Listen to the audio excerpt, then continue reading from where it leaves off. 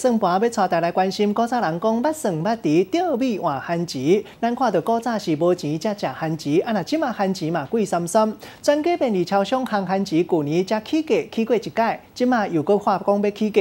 本地是无到90公克的烘番钱，算15块，即马调整到无到80公克，就要算15块。拢总分做6个计数，拢起价。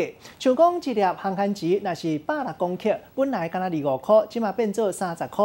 业者讲上主要原因就是因为产地计数起，麦仔贵变做食面的出钱，因嘛敢若会当反映本钱。烘公共的烘番钱，全家超商一年的销售量会当突破2000万条，会当讲是超商的金鸡母。不过最近你买番钱的时阵，敢有发现到讲超商有暗仔咧起价？没什么感觉，就称重多少钱就多少钱。比较没有去在意，因为便利商店好像一直都在涨，所以就已经有点习惯了。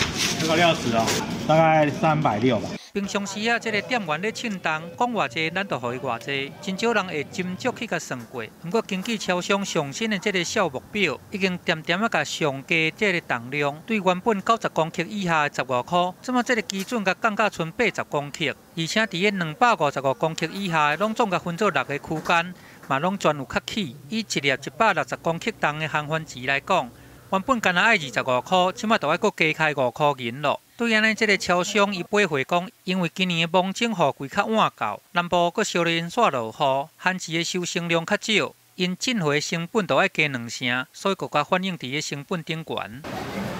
实际来甲看，全家超商因所用的是台龙57号的番钱，伫个5月份的时阵，1公斤简单爱10块3尔，不过刷落来佫一直起，到8月的时阵，计数已经起2倍。目前1公斤就要24块外，不过伫个目前，敢若有这个专家甲计数甲调悬，其他的超商都无安尼做。听讲若是对咧起，消费者就较无爱来买，安尼颠倒无趁到钱。记者综合报道。